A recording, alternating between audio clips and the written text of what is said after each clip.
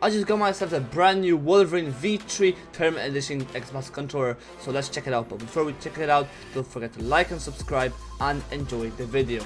Before we try out the Razer V3 controller, obviously we have to show you my skill before it and then we can compare it to after. So I'm just going to show you around. Okay, this controller is a little bit of stick drift, so the drill can skew it a little bit, but you can see pretty good at it, I'd say, for 125 pulling rate here.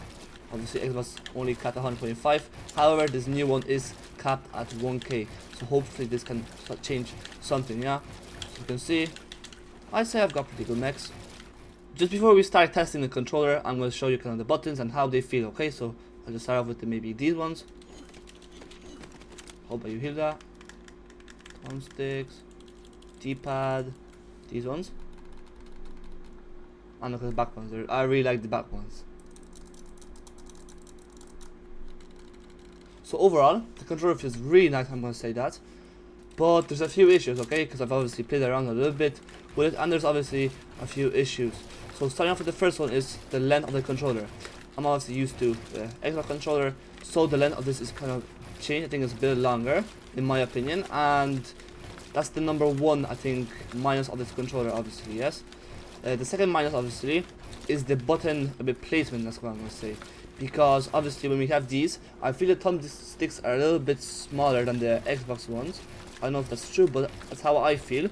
And obviously a D-pad, because when I try to maybe do track spin, I might try to go into my inventory, so maybe I might be able to show you that.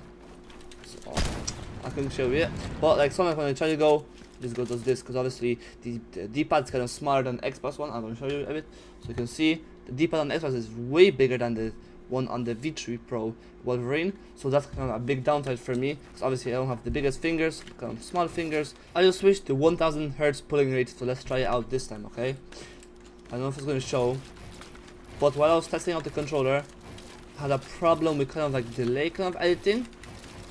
I don't know what it show, or maybe it was just a coincidence, yeah, or maybe it's just the controller is broken. Yeah, so maybe if I show you maybe in a second. Obviously I'm not going to try to do it on purpose, because I'm not trying to be biased or anything.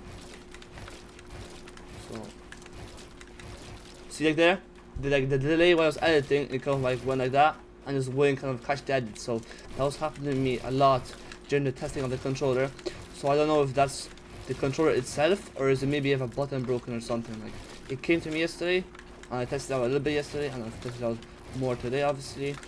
And like I said, I don't know if it's the button or is it just the controller itself has like delay kind of. So that's maybe the only minus from the 1k hertz.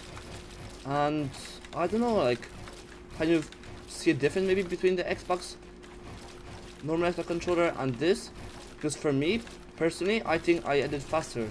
Like I said before, I think I edit faster on the normal Xbox controller. Like, even with the 1k hertz on, I don't think there's a big difference. Obviously the controller is really good, but like I said, there's a few minuses, like the button maybe placement. Like, maybe if they made it closer to the Xbox, I like it more. If they obviously made the shape maybe a bit smaller, because in my opinion it's bigger than the normal Xbox one. And like I said, the delay, like, I'm not sure if this is maybe a manufacturer bug in my controller, or is it actually like the delay maybe it's not being made for Fortnite. So that's maybe the big difference with the delay on that. So we're gonna try out some more runs now and test the controller properly now. It's fighting against real kids. So good luck.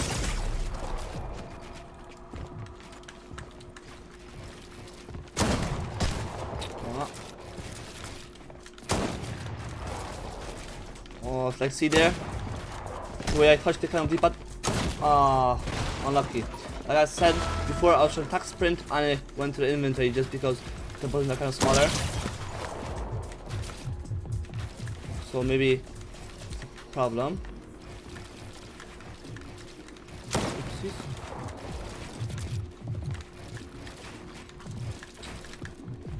I'm having problems with this controller, I'm not gonna lie.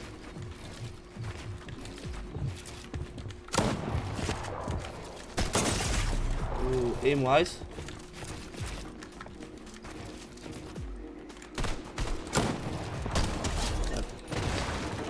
I don't know if I mentioned before, but I kind of feel like my sensitivity has kind of changed while switching this controller.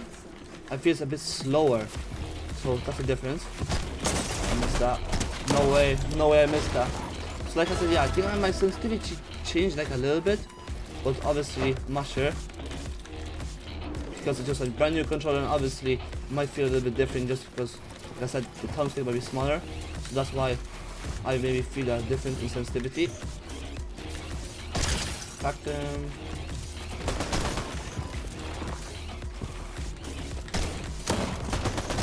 Done. Back them. 200. Now we're gonna hop into a game of ranked, obviously, and try out the controller in ranked, because I think that's gonna be the best way to test this controller. Kid there. 120, dead. 100 killed, by the way.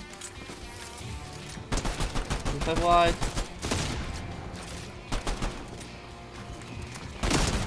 26 wide. Dead. 50, 120.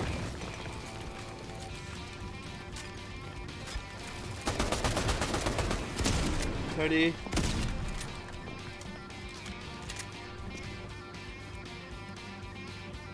Smacked him. Dead.